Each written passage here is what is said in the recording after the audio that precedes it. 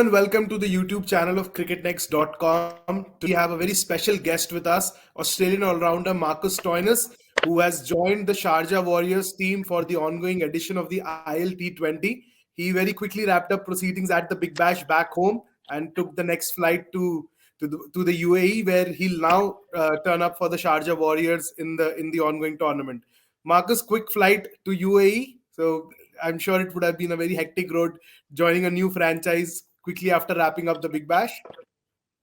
Yeah, unfortunately, we didn't enter the finals with the Big Bash, but now, like you said, it's quickly on to the next thing. Jumped on the plane the next morning at 6:30, landed here in Dubai and met the new teammates, got the new clothes, as you can see, and had a training session this afternoon in preparation for tomorrow's game. How's the squad coming along? You have seen plenty of them before in the international circuit and different leagues around the world already. So what's your first take on the squad, on the leadership? Moeen Ali's there, Malan is there, quite a few names who you have already played against and with in the past. Yes, I know a lot of the boys. I've played with a lot of them, whether it's Wokesy and Mo and Ali, like you said. I think a few of those boys are away at the moment. They've got an ODI tour with England, but they're back. They're back soon.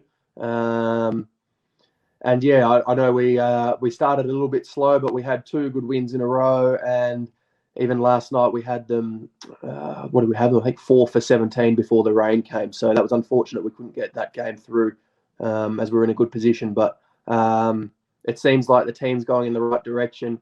And as you know, in tournament play, you want to be playing your best come towards finals. Yeah. Still 4 games to go, as you rightly mentioned that, slow start, but two good wins. And last night was also going in your favor before rain had other plans. So does that add kind of that extra pressure, because kind of a mid-season arrival into the team, and now you are facing a situation where, next 4 results need to go your way? I think it can, but at the end of the day, we're as performers, and we're so proud of what we do as players.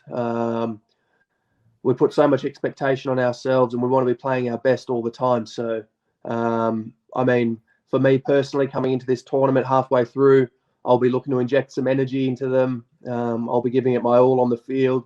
Hopefully there's some runs and some wickets and some catches in there. But apart from that, I'll just be bringing the attitude that I want to bring to the boys, and hopefully that can contribute to some wins.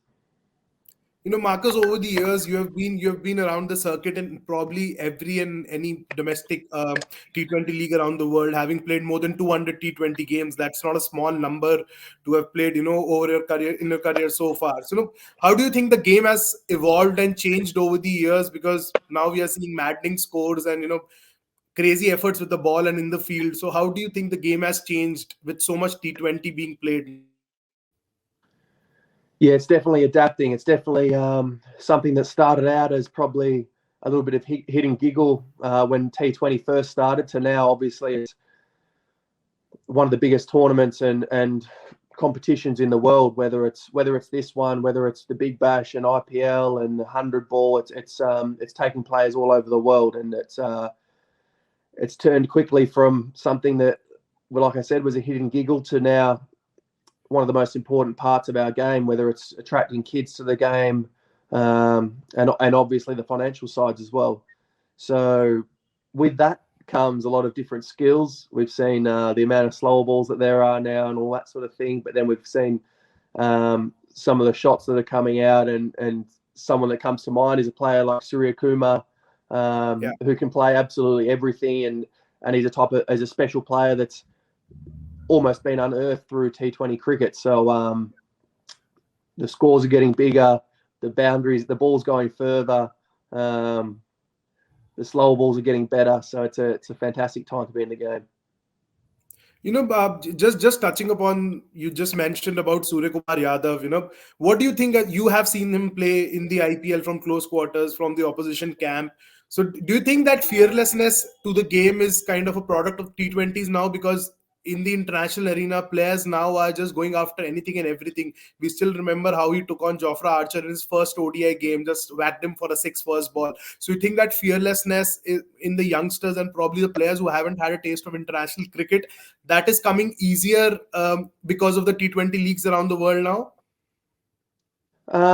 Yeah, I don't know whether it's coming easier or whether it's the fact that they're exposed to it earlier in their careers. I think something like the pressures that you feel in these domestic T20 comps are as big as you do in international cricket. I mean, barring a World Cup and a World Cup final, it's the crowds are enormous. You know how many people are watching on TV.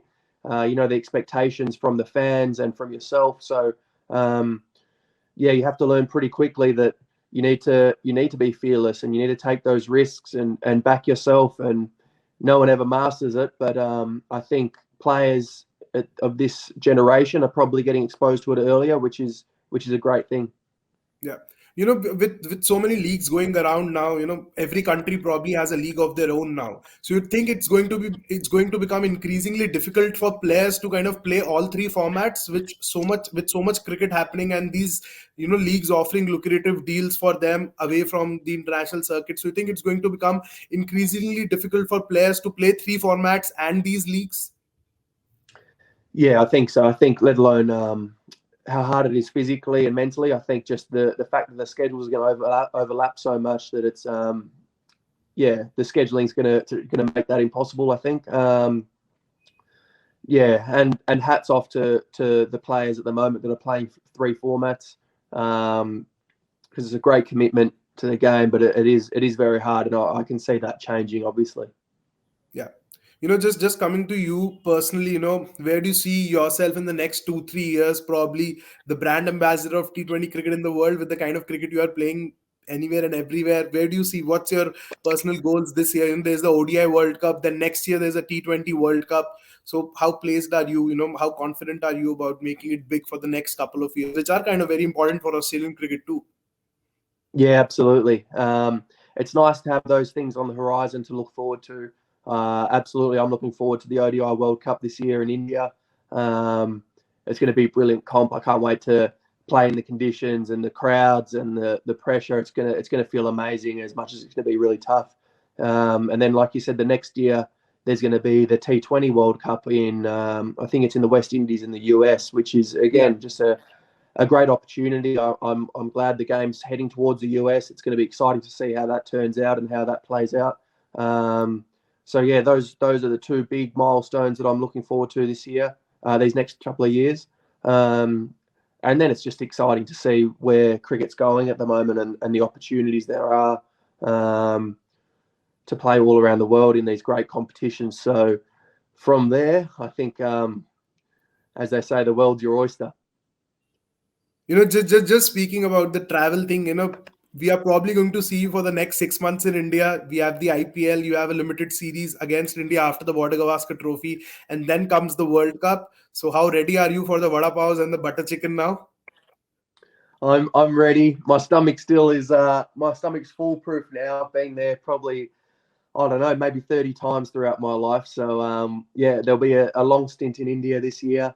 But it's such competitive cricket. It's so great there. The fans there are unbelievable. And my stomach is much stronger than it was when a young 22-year-old Marcus Stoinis was going on there. And yeah, it was, I won't get too graphic, but yeah, I'm a lot stronger than I was back then. Perfect. Just one last word before we wrap on the upcoming border-gavasker trophy. What's your prediction going to be? Two very quality sides, probably looking at World Test Championship final berth, India and Australia again, if the results go the way they have been, kind of being calculated. So what's your take on that series? Going to be a close fought one? Of course, it'll be close fought. I can't wait to watch it. I love watching Test cricket in India and the subcontinent. I'm really excited to see how our Australian boys, go there because we've played so well for a while now, and especially this summer. And I'm looking forward to seeing the boys play in some testing conditions against such a great side. Yeah, it's really exciting cricket. I really hope that it's they're turning wickets because I can't wait to watch it. Thank you so much for your time, Marcus, and we wish you all the very best for your current assignment, the ILT20. And we hope to see you in India pretty soon for the limited over series and then the IPL. We wish you all the best, and you have a good tournament there. Thank you, guys. Thanks. Thank you so much. Bye.